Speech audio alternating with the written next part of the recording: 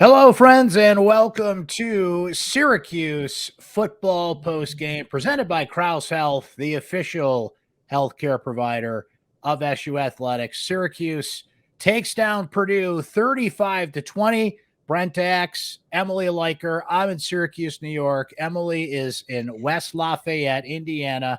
As we record this, Saturday has turned into Sunday, and the Orange have defeated Purdue 35-20, and they used a 44 approach to take down the Boilermakers. 4 rushing touchdowns from Garrett Shrader, 4 takeaways from the defense. It should have been more, frankly, as we'll get into, but the defense just continues the mob approach this year and comes up with a lot of key takeaways. We mentioned Shrader and the great day that he had. A couple of units didn't have such a great day, even in a win. We'll cover it all here. Emily is just back from Dino Babers' press conference, and Dino was in, as you would imagine, a pretty good mood after a win like this, right, Emily? What do you have to say about this one? No, Dino came in pretty high spirits. His voice was a little hoarse, so I'm wondering if we'll see some videos from the locker room or not.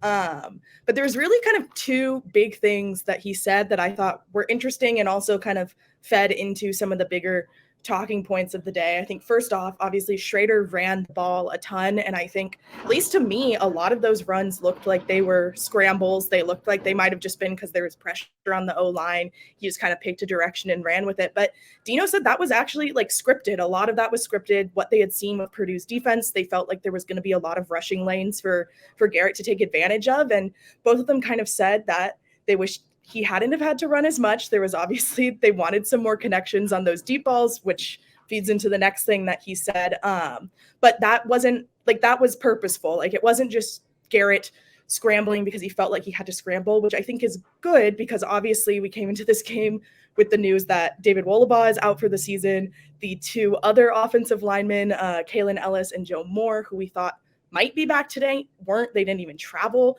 And so I think there was definitely some nerves around what the O-line was going to look like. I was definitely very, very speculative. So to know that those, at least some of those runs that Garrett went on tonight were designed like that, I think gives a better picture of what's going on with this offense. So that was the first thing Dino kind of shared. That was interesting. By the way, shout out to the offensive line. I thought they did a pretty good job, all things considered. With Shrader, you're always going to get some runs that are breakdowns or he kind of improvises a little bit. But look, the Purdue defense could not stop him. That first touchdown that Shrader had, he fooled everybody in the stadium watching on TV, no matter where you were, most notably the Purdue defense. Emily, he could have moonwalked into the end zone there. Tell me you know what moonwalking is, by the way. Yes.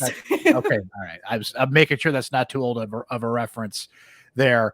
But it wasn't just that. He had a touchdown where he ran right down their throat and ends up with 4 on the day. That is a Syracuse record, by the way, for a running touchdowns by a quarterback. When you think of Donovan McNabb and Marvin Graves and Eric Dungy and some of the quarterbacks that can move with their feet in Syracuse history, Shrader now has that record, which is incredible to think about. And I think the offensive line did a good job pass protecting for Shrader as well. Not to get to a negative too early on here, Emily, but man, there were a lot of drops out there by the Syracuse receivers. And it comes on the same day that we learned that officially Arondé Gatson was out for the year. He puts out an Instagram message about 2 hours before the game. We didn't know up to this point how severe it was. They did keep that pretty quiet, so that was noteworthy in and of itself that he is out for the year. And the receivers, who I thought had a great first 2 weeks, particularly last week against Western Michigan, they did not have such a great day in this one. Was that talked about in postgame at all? Yeah, so that was the other thing that I thought was really interesting that came out of the presser. Dino didn't really say like whether or not he definitively thought a lot of those were drops, because whether something gets recorded as a drop, I think is like a very precise kind of looking at the film. So like you're going to look at the stat sheet and it says there's only 1 drop, and it's that early one by Umari Hatcher that was probably going to be a touchdown and just kind of got dropped and messed up. But there was certainly more, at least by the eye test, it seemed. But what Dino said was that he thought it was because they were playing at night and the lighting is different. And he noted that because of how Syracuse has its practice and class schedule, they practice in the morning, and so they all have classes at night. So they're not really able to go outside and go prep for a night game by actually playing in the dark or playing under their lights on their practice field, because then kids would have to miss class and they'd have to shuffle a bunch of stuff around. That's just kind of impossible to shuffle.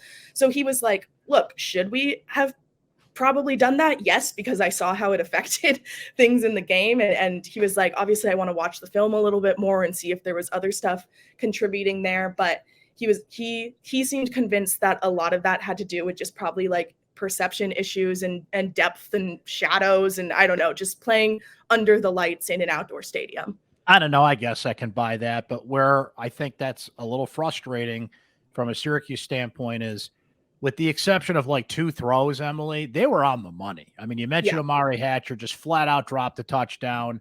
Everybody jumped in that pool. It's not like one guy struggled, 2 guys struggled. It felt like everybody had a bad drop at one point. Like you said, what's registered officially as a drop or not? I know a drop when I see it. A receiver has a catchable ball.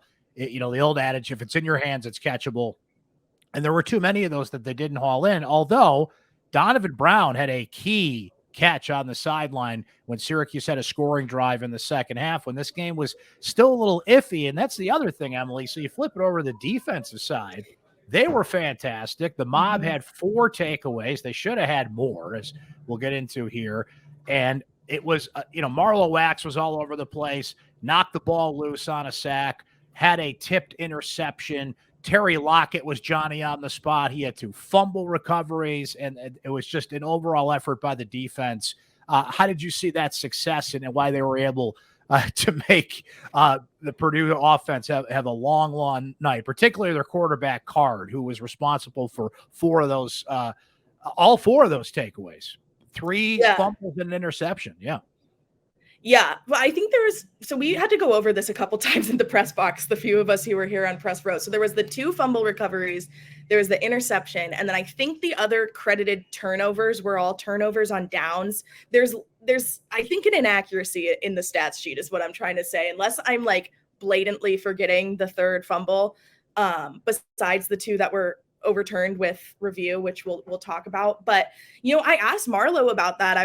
Marlo Wax came in and talked with us post game, and I was like, I mean, was there something in this game plan and looking at Purdue's offense that you felt like you could exploit? Because coming into this game, Purdue was one of the 9 teams in the country that did not have a turnover. And so it's not like they could have looked at film and been like, oh, I saw Hudson Card get picked off on this type of pass. I think it's going to be easy to undercut the receiver.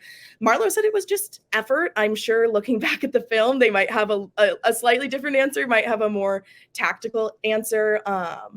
But I mean, we saw effort, I think, come through on those 2 that got reviewed and overturned. One had originally been ruled a fumble. That was the one that kind of bobbled around at the 20-yard line. And then Derek McDonald seemed to come up with it. And they looked back at it and they were like, no, someone's hand was out of bounds, I think is what the final ruling was, right? Yeah, we'll talk about that. That was and so like just seeing them go after that there, and then obviously the one that was shortly after that, kind of in a dog pile, I think speaks to what Marlo was saying about effort. But I think also just like this is a defense that's really good and was certainly better than the Purdue offense was. So Card finished 32 of 46 for 323 yards through the air, a touchdown and a pick. Purdue only had 80 yards on the ground rushing, whereas Syracuse had 195 yards from Garrett Shrader alone to go with the 4 touchdowns. I thought LaQuinn Allen, this is about as active as we have seen him involved in both facets of the game. He had 17 rushes for 80 yards. He was also one of Syracuse's leading receivers in this game, 6 catches for 62 yards, all for 4 catches for 70 yards as well. The penalties were flowing again, Emily. I mean, last year's game, people forget it's an instant classic, and I would still label it that way, but it was a trash game for 3 quarters. It was 10-9 going into the 4th quarter, and then it turned into the all-time shootout that it was. And one of the reasons that game swung Syracuse's way, frankly, were the penalties. I mean, Purdue just couldn't get out of its own way in the 4th quarter. We had a little bit of everything in this game. We had 16. Let me double check my numbers here. I believe there was a total of 16 penalties in this game. No, it's higher than that. I think it was 19. It's 20. 20. 9 against SU and 11 against Purdue. Good God. It ended up being 20 penalties. And look, Syracuse benefited from a couple. They certainly got robbed on one play. I mean, Damian Alford, it was classic DPI. The guy got mugged in the end zone, and they didn't call it. But they did end up calling that on Purdue later in the game. Syracuse did benefit on a touchdown drive from a couple of pass interference calls that were they catchable balls or not? They were kind of right on the line. But there were two moments from the officials in this game that just leave me bewildered. Okay, the first one is, so there was a fumble on the sideline, and the Purdue player, I forget who it is off the top of my head, he has one hand out of bounds, and with his other hand, he swipes the loose football. Syracuse recovers it.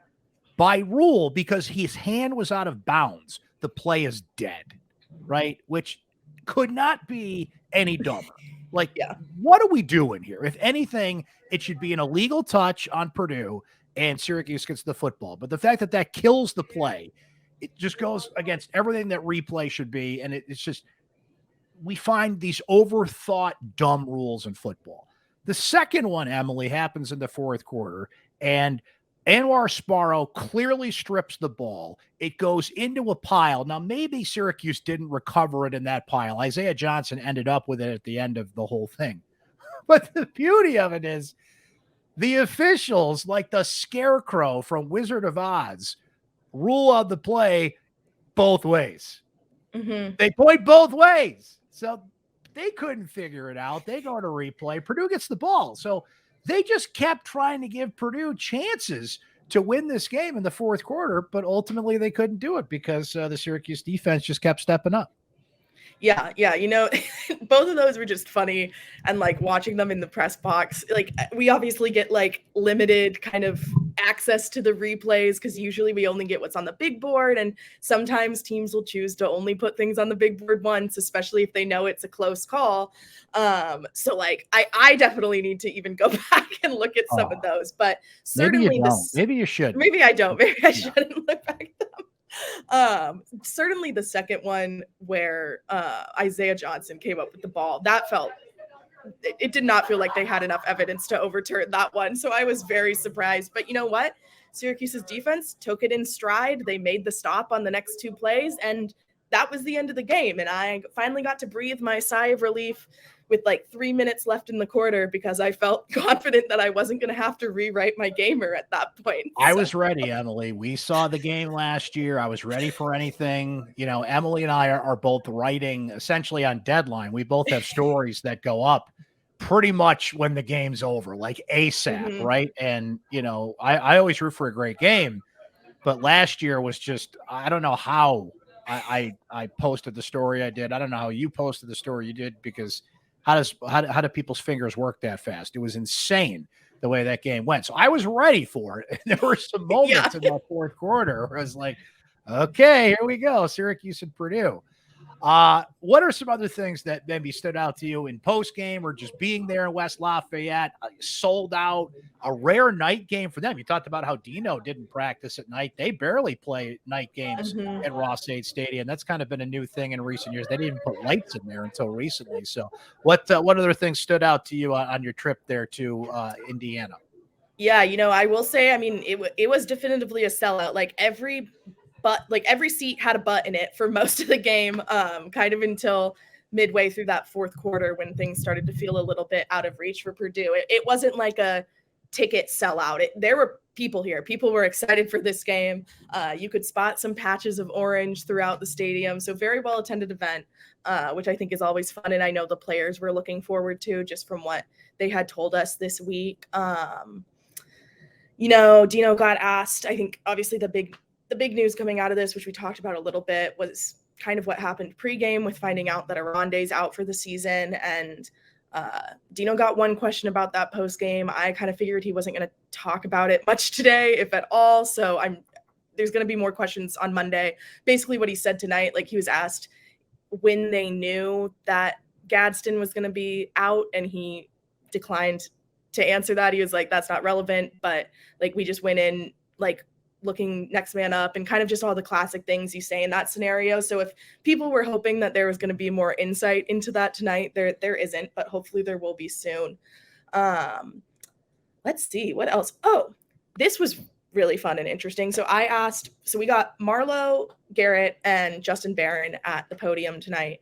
And I asked Marlo and Justin about Rocky Long's in-game adjustments, because this has been something that we've heard from Dino about time and time again. He's like, Rocky Long is a great in-game adjuster. And, that makes sense. He's seen 50 years of football, which is more football than I will probably ever see in my lifetime, and in such an intimate way. Like the second I asked about it, like I saw Justin and Marlo's eyes light up, and Justin looked over at Marlo. Rocky Long wrote a new play at halftime in the locker room, taught it to the Syracuse defense, and then they went out and executed it in the second half. Now, they wouldn't tell me, they didn't go into detail about like what the play was, but it sounded like it was a successful play. It was completely brand new. I was like, how much time did you even have to learn that?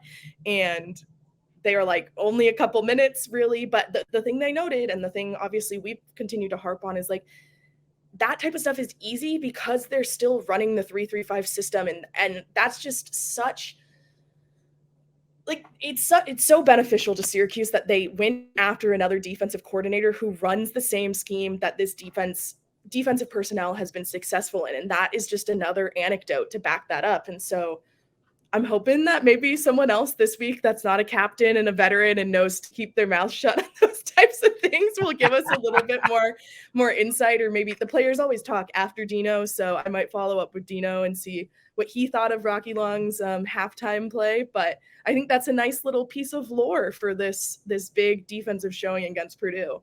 Well, it's incredible. And when you have a few veterans on your defense that you can trust and you can do that, notably Marlo Wax. And I'm trying to think of an analogy here, Emily, because Rocky Long like literally invented this defense. Can you imagine like learning a new song from the guy who invented the guitar? I don't know. I'm trying to come up with a way to relate this, but it almost sounds like, a couple of guys, playing out, in the backyard, like drawing up a play in the dirt. Ooh, let's try this. And it worked. So they made that adjustment. Purdue actually, maybe they had a spy on Shrader earlier in the game, but it felt like it was a halftime adjustment. They put a couple of different players on Shrader. It didn't work, obviously, because Shrader ended up with a huge day, one of the best rushing days that a Syracuse quarterback has ever had. But I guess, look, we know Shrader is going to take off and run, and we know that they would prefer that he stay in the pocket to throw the football. But look, Purdue gave him the lane. So, the old adage is you take what the defense gives you, and they gave him, a lot of room to run. And when he faked him out, he created lanes to run. And this is Shrader at his best. I mean, you were there in the stadium. I was watching on NBC, and Todd Blackledge just couldn't say enough about Garrett Shrader and the type of runner he is and the weapon that he is for Syracuse. And I think we knew that. But now that he's so much more comfortable in Jason Beck's offense, and let's be honest here, his receivers let him down tonight. He went out there and had to take charge. But LaQuint Allen, Emily, we've seen like little sprinklings of it so far. He didn't really need to be that guy against Western Michigan. He had 3 touchdowns. They were all, goal line plays. Tonight, I think we started to really see what he can bring to the offense in the passing game too. And that's going to be important because with Gatson out, you need every weapon available to you in that passing game. And Allen clearly is going to be part of it. Yeah, definitely. And, that had been like the biggest thing I had been kind of like expecting and didn't see in the first 2 weeks of the season. Because even last year they were using LaQuint Allen like that in the rare occasion he came on the field in that kind of faceted way. I think we're still waiting to see him throw the ball once, because that happened a couple times last year. But no, you're certainly right. And I think obviously the focus is on Gadsden and missing him at kind of the slot receiver tight end position. But look, Trevor Pena hasn't been on the depth chart in 3 weeks either. It does not seem like he is going to return anytime soon, just because of the updates limited as they are. Like, the fact that he's not on the depth chart at all does not give me hope that he's returning anytime soon, because like they've kept Ellis on the depth chart even while he's out. They've kept Moore on the depth chart even while he's out. Obviously, Gadsden was on it today, more of as a deception for Purdue and hoping that they would spend time working on him. But the fact that Pena hasn't been on this depth chart is at all not great. And so the slot receiver position is going to look different, and they're going to have to adjust and find other ways to hit that kind of personnel role on the field. And I think LeQuint is a great candidate to help fill that. Yeah, and the injuries are starting to pile up, obviously. Gatson, Wollabaugh out for this season. Pena's been out here. You mentioned the 2 offensive linemen that we thought Syracuse would get back. They didn't even travel. I guess another thing we should mention, Emily, before we go, is the special teams kind of had a rough one. In the first half in particular, Brady Denneberg missed a 44-yard field goal. Jack Stonehouse shanked a couple of punts off the side of his foot. They didn't even bring Max out to Purdue, so it was kind of all Jack or nothing, and maybe they were starting to regret that decision early on. There was a bad late hit in I believe that was in the first quarter as well, so that kind of dissipated a little bit in the second half. Purdue actually gave Syracuse a little bit of a break when they missed an extra point when it was 28-20, and it was still a game. So penalties were an issue, special teams an issue for Syracuse as well. So a couple of things to keep an eye on there. And you mentioned it, it's outdoors. It's not the controlled conditions of the dome. You always kind of wonder what's going to happen when the kickers do that. It wasn't like a bad weather night or anything, but you take them out of their comfort zone a little bit. Maybe they can, make some mistakes. Yeah, definitely. I don't think it's time to like necessarily sound the alarm on the special teams. Like, watching Denneberg warm up, that kind of 43 to 47 yarder, that kind of seems like the edge of his range. I think I noted pregame that he missed one from 46 and they moved him up a yard, and he hit one from 45 in pregame. So like, I don't know what the winds were like. I think we were enclosed in the press box, so I couldn't tell you how windy it was or not windy or any of that stuff. And obviously he looked solid on other things like the kickoffs and stuff like that. Yeah, the Stonehouse punts, I'm not really sure. They still went like 40 yards, which was kind of the crazy thing. I don't know what his average finished as, but you could like tell on them that they were not coming off his foot right. And I'm not really sure yards. Why that would be 30. Okay. Yeah. So he ended up with a 34-yard average, which is certainly lower than Syracuse was expecting. His long was 43. He had only punted twice before this. Like, I don't know. Like, I've seen Jack boot the heck out of that football. Yeah. So I think he's going to be fine. He's a freshman. He's not is he a freshman? He's a first time something. Yeah. He's a young guy out there, trying to find his way. So like I said, I'm not pushing the panic button or anything, but it should be noted because in close games, special teams, as I like to say, hashtag special teams matter. It can swing a game, and you got to flip the field and need a reliable guy out there to do it. Denneberg barely missed that kick. It's not like he shanked it. It just kind of hugged the goalpost the wrong way, but certainly something to note there.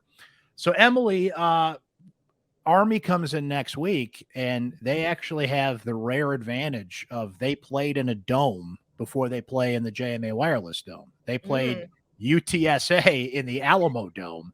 So they're going to come in next week off of a win with an extra day and having played in a dome. So will that provide any advantage? We shall see. But interesting footnote as we push forward to next week. But hey, look, Syracuse is 3-0. They passed their first big test of the season against a Big Ten team on national television. And who knows? Maybe we could be on the way to another 4, 5, 6-0 start for Syracuse football. It's going to be a little bit of a different path there than it was last year, but they are 3-0 after this one. And final from West Lafayette, 35-20. Emily, thank you for hopping on from, I think you commandeered the AD's box there at Purdue in the press box. Any good food left in there? Any? No, but it was funny because so the way I think this is the Purdue AD press box, but certainly so there was a box on each end of the press row here, and to our left was John Wildhack's suite, And then to our right was whoever wasn't here, which was Purdue fans. So like every big play, it was like you could just hear cheers coming from the press and like people hitting on glass and stuff.